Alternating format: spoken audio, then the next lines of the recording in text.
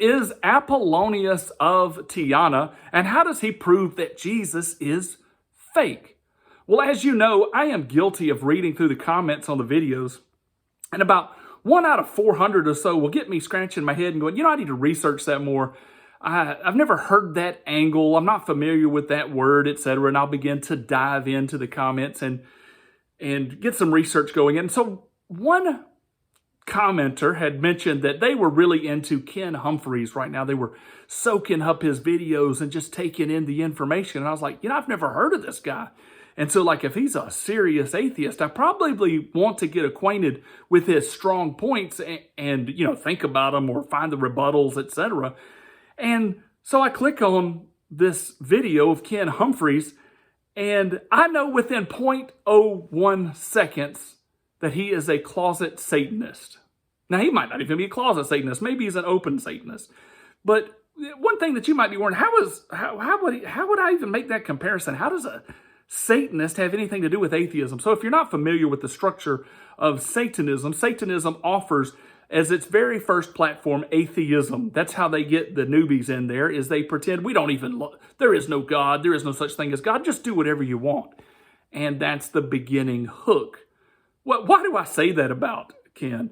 Well, first of all, he's got that, soul patch, Anton LaVey throwback look, why would you want to look like the head of the satanic church in the past? Oh, maybe it's just style. But then I started, immediately I noticed in the background, there's all these occultic looking images sitting on the backdrop. And you get to choose your camera angle. I get to set up this camera right here and choose where it focuses on the backdrop and everything. And I do have little images, little statues like this in the background. That's supposed to be Greek and Roman looking things, which is the educated time period. It's one of the highlights of the human history, right? If you know Latin and Greek and the philosophy that came out of that time period and everything that's wrapped up in that, then you're probably educated. And so people like to set that kind of stuff in their office. But if you'll notice with Ken, there's all these it almost looks like a idol sanctuary. I think of a Hindu type of thing. You've got all these little idol gods sitting around. But even more so than just seeing that, these little gods on the shelf, there is a phallic organ sitting right where you can see it. A man's phallus sitting on the shelf in full salute. Look, check out the video for yourself. It's crazy. I've told you before that atheists have to have something to worship. And if he's got imagery of the things he worships sitting about, I think you kind of know where his mind is. And that's where the occult goes anyway. They always want to mix sexuality with their religious structure. And so anyway, that's some of the reasons I think he's a closet Satanist, kind of who's that other guy? What's his? Aaron Ra. Yeah, that guy. He told us forever, he's a atheist and all this kind of stuff. And then he comes out and he says he's actually a Satanist. But of course, he's going to want you to think they're both the same thing. But I've already explained that. So anyhow, I look and I'm like, yeah, I'm gonna watch this interview. But that was going through my mind. And then I look over and there's this guy that's interviewing him. And I'm not going to go there. But there was this guy interviewing him and he's sitting in front of a library. And I'm like, well, that's kind of prestigious. And then I started looking, I was like, man, those are some really old books. And then it dawned on me, those aren't just old books. Those are a bunch of occultic books sitting there. Now, all of this is, I don't have proof, okay? That's just, I'm going to go ahead and say that's the case and double check me on this and dig in and see if it doesn't prove to be true. So anyhow, and then the page itself is framed with all this religious artwork. Why would you intentionally do that? Why are you wanting to talk about atheism but then show all this religious stuff unless you have a plan for where you're taking someone? So anyway, the guy that's doing the interview asked Ken, he's like, how did you get involved in all of this? And Ken's like, well, I found that Jesus doesn't really exist. He's just a composite story. And he was taken and borrowed. The idea of Jesus Christ was taken and borrowed from the myths and legends around them. And this is a really poor attempt. It's kind of a throwback to what is stated about Genesis.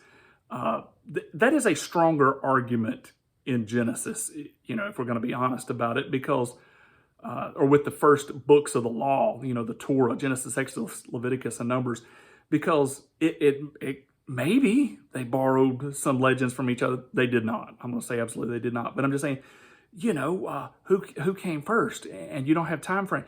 But somebody had this great idea to try to take that from the Old Testament and bring it over to Jesus, and it doesn't work. It doesn't fit. It's a malfunction. This is desperation to disprove Jesus. Like, I understand if you don't accept that Jesus is God, but it is a desperate attempt to try to say Jesus didn't exist. He was a composite figure. And if you're ingesting Ken Humphreys' views on this, there's a lot that you just don't understand. So let's just jump into this. Why would somebody say that Jesus was a composite figure stolen from Apollonius of Tyana? Well, here's some of the things that they compare. They were like, well, Apollonius existed at the same time that Jesus existed. Maybe there's some parallels. Apollonius was a traveling teacher. Ever heard that before? Maybe that's where they got the idea that Jesus was a traveling teacher. And then he also ran around and did miracles. Now, who else do we know that was running around and did miracles? So obviously, Jesus is a composite figure of Apollonius. But there's some serious problems with this approach.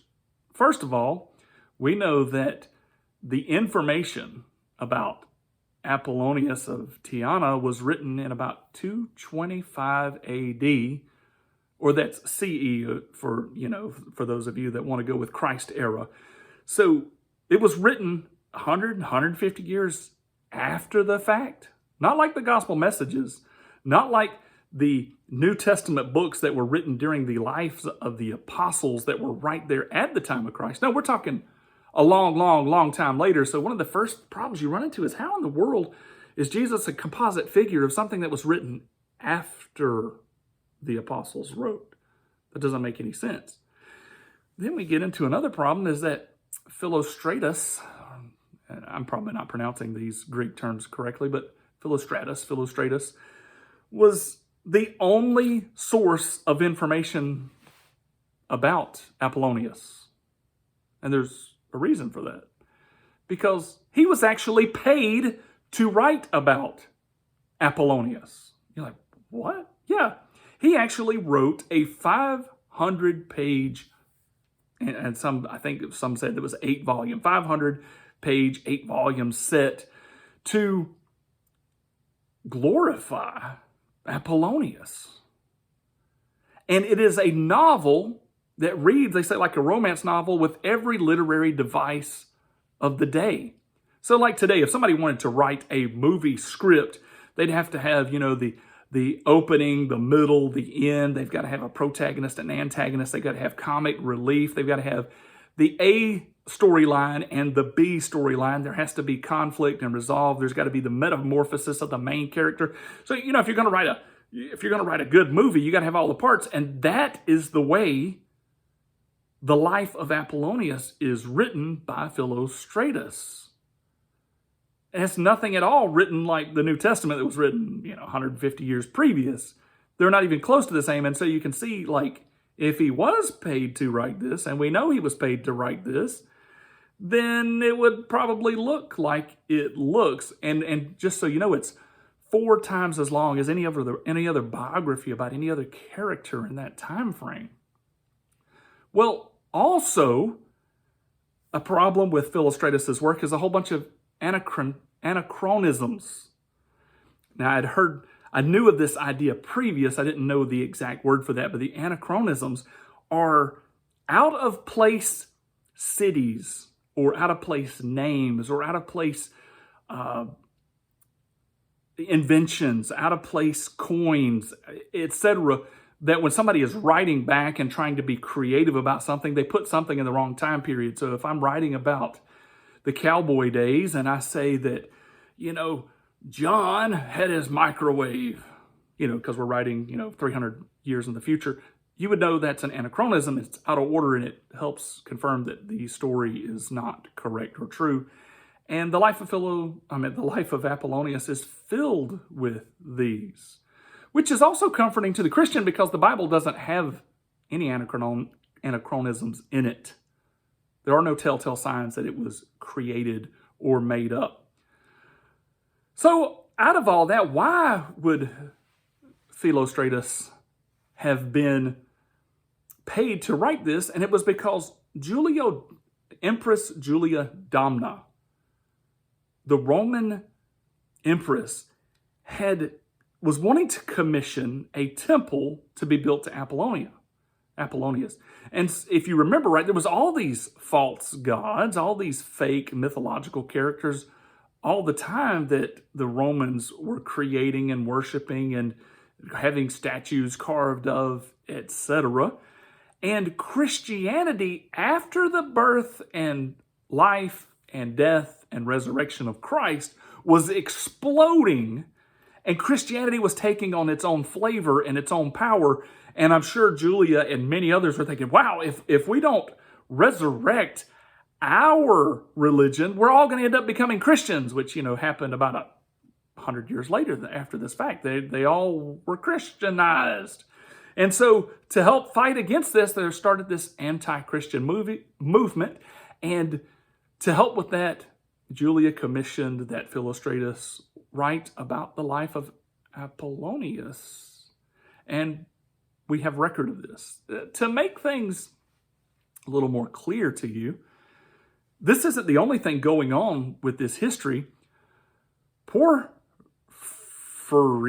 can't imagine any Greek scholar that watches this or any historian is probably going to be laughing at my pronunciations of these words. But Porphyry, one of his arguments during this time period of like 200 to 300, it was saying that Jesus wasn't unique in doing miracles.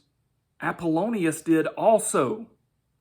Now, if Ken Humphreys is right, that Jesus is a composite figure, then why did people in that time period, why are they contrasting Jesus with Apollonius? And Hierocles also made the case that Apollonius was actually superior to Jesus in the fact because he did more miracles than Christ did. So it's really, really problematic to know this depth of information and to go, well, yeah, Jesus was a composite figure where the story of Jesus was borrowed from Apollonius when the people of the time period didn't even think that. And it's pretty certain that Apollonius was a reaction to the real life of Jesus. So for you atheists out there, you have much stronger arguments. Like one of your strongest arguments is that that God is invisible. Okay, there's your strong argument. But Apollonius is not your ticket for an easy out to prove that like Jesus didn't exist. That's when someone strains that far, they begin to overreach. And then it shows how emotionally dishonest they have been with themselves. Like I said, I can understand that case a little more when people want to stretch it back to the Old Testament.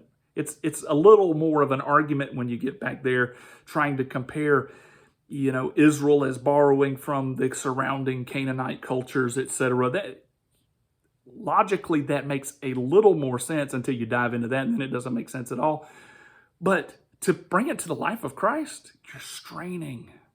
Emotionally, you've lost grasp of logical concepts. And just again, so if you're getting your information from Ken Humphreys, he's a closet Satanist. And you might want to think about that when you're ingesting his brand of atheism.